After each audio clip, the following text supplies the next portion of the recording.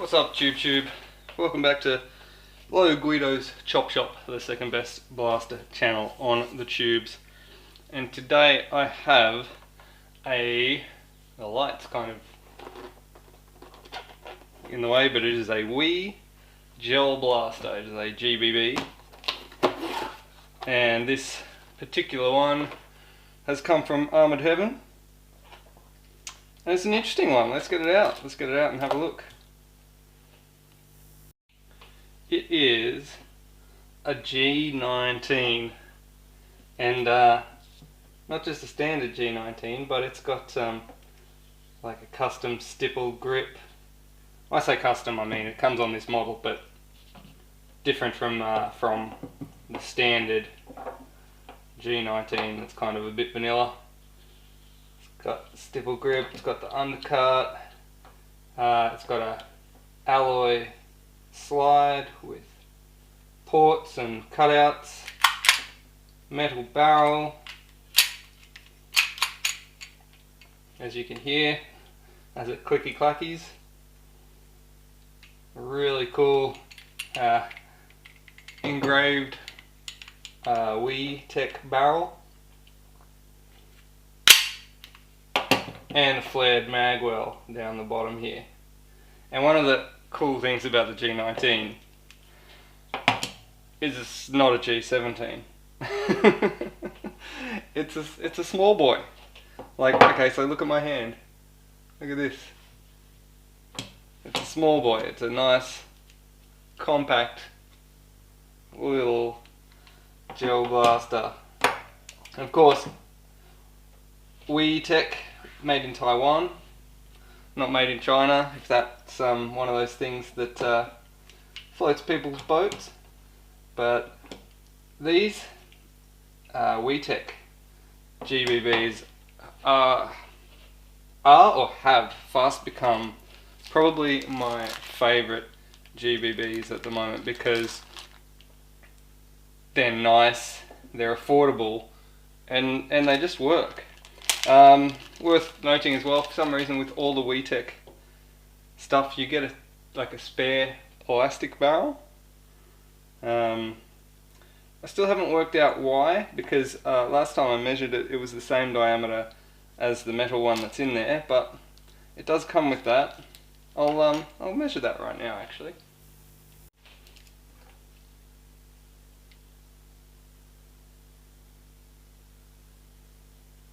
Okay, so that's a 7.09 according to my calipers. I'm sure the last one I measured was a bit larger than that, but we'll keep that in mind for when we tear this bad boy down and check it out. Oh, another cool thing. It's got this little skull logo and the fiber optic sights. So if you've used these type of sights before, when you're looking down the sight, if you've got a sunlight or something, I don't know if I can simulate this. If there's sunlight sort of shining, can't really simulate it, but these will actually light up if there's light on the top here shining on them, and they will light up sort of like glow. Not glow in the dark though, glow in the day. Alright, I think we gotta load this little magazine up, and that's another thing, it is a little magazine, being that it's a little blaster, it's got a little magazine. But let's load this little magazine up and take it to the chrono. Alright, so I've managed to load 16 ultra hard gels into that mag. That was squeezing them squeezing them in there as much as I could. Let's see how we go.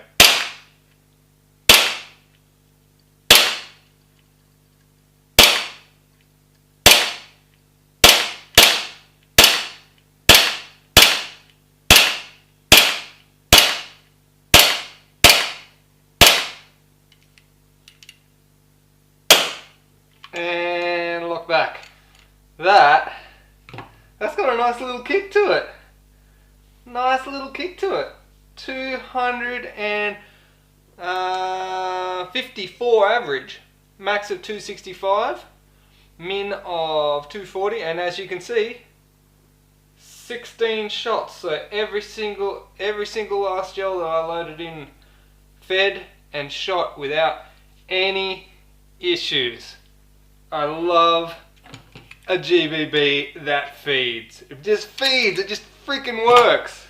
It's so satisfying and relieving.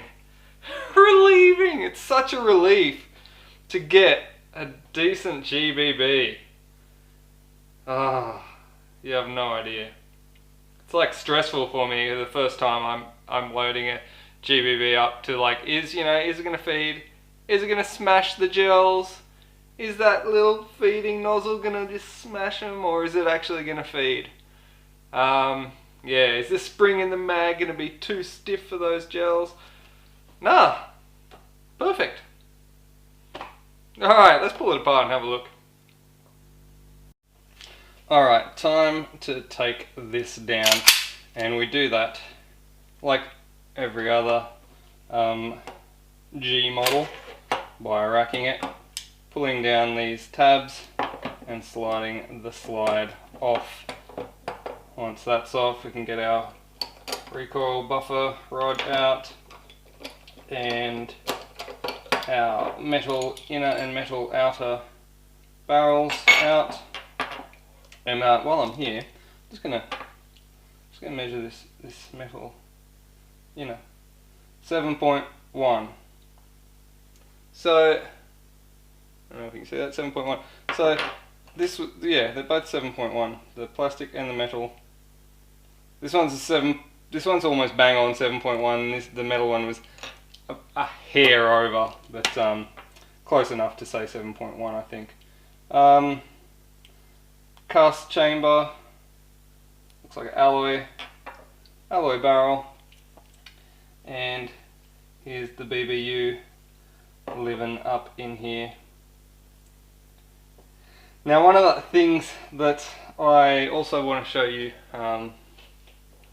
from this WeTech blaster, I want to take it down a little bit further. I want to take the hammer unit out and show you the hammer unit, because that's one of the things that I'm a bit of a fan of on these WeTechs. Hold on. So you want to pull the hammer, and then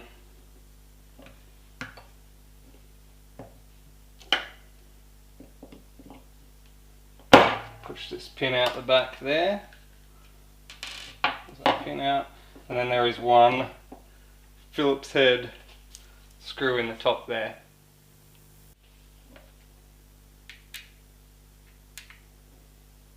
Now, if you're ever taking this out, I mean, not that there should be any call for it really, because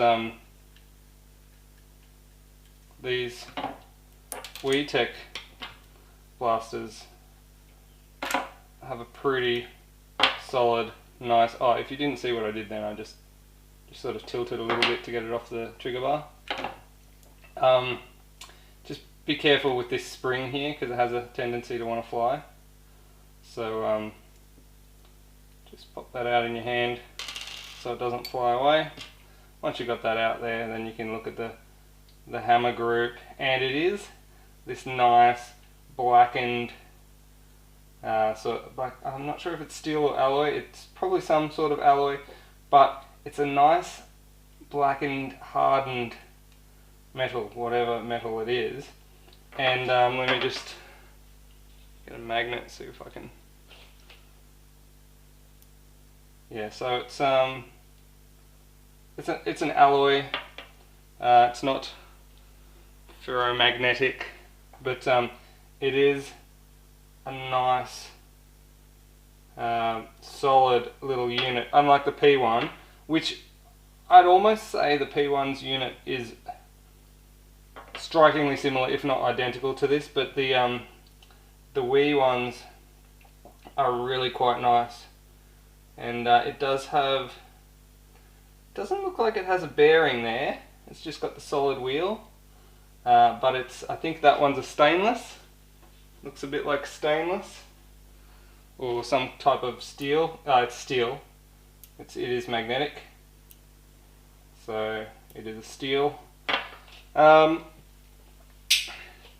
Nice solid units that don't have the tendency to wear out real quick like the Kublai stuff. I had no end of trouble with my Kublai, the Seer actually, right here on this side in there. I had no end of trouble with that one wearing out, and with the Wii stuff I haven't had any issues so far. So that's a win in my books. Pop this back together, and again, always be careful with this little spring because it's a little bit of a pain when it is just sitting in there. So just take your time with it. Pop the trigger bar in through here and then slide it in. Hold your thumb down on the on this. That's actually the hammer reset. Hold your thumb down on that hammer reset so that it goes in nicely, doesn't pop out and lose the spring. And of course, you can pop your pin back in there. Tap that pin and your number 1 Phillips screw in the top there. It is important not to over torque that, because it is only screwing into the plastic frame. So yeah, when you are putting this back together, you want to make sure your trigger reset, your hammer reset and your hammer are all pushed down so that slide can slide back on freely. I'm a big fan of this frame here as well, how this goes all the way to the front. If anyone's ever dealt with putting the slide back on a P1, you'll know that this recoil guide rod spring hooks up and it hangs up on that bit there, because this doesn't go all the way to the front. Because this goes all the way, there's nothing for it to hang up on. So potentially maybe that.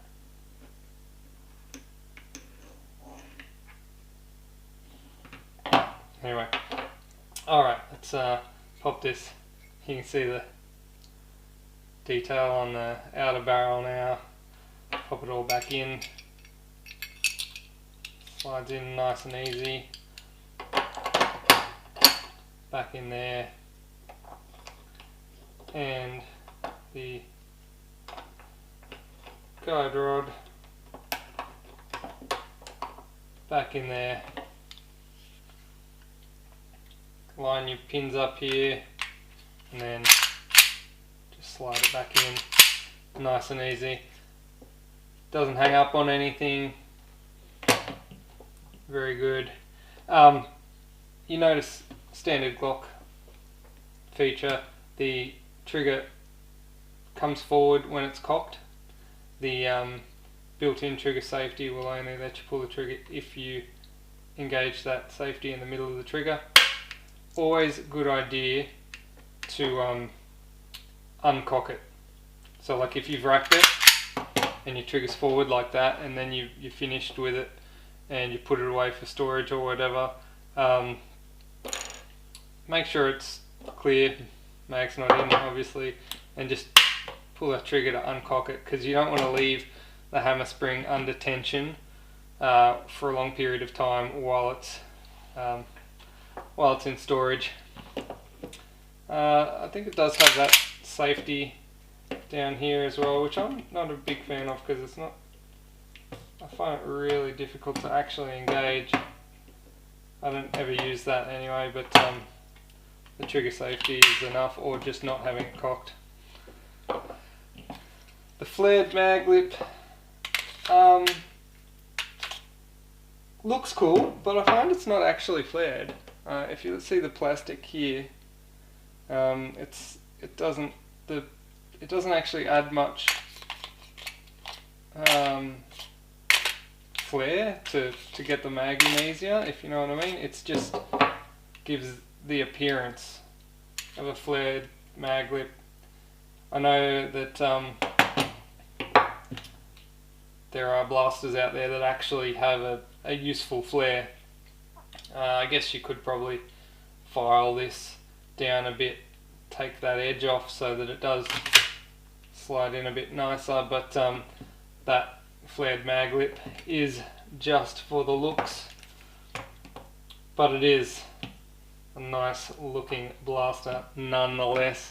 I'm a big fan of it. I'm a big fan of the compactness. You got this nice little compact blaster that's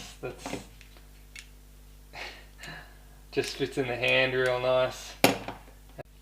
Alright, well, I'm quite enjoying this. Finally a GBB I can enjoy. Don't forget, if you're after a patch, you can look me up on Untitled Chapters on Facebook, or you can get them from Hardcore Blasters in Ipswich. If you like what I'm doing here, you can buy me a coffee in the link below. Thanks for watching, guys. Catch you next time.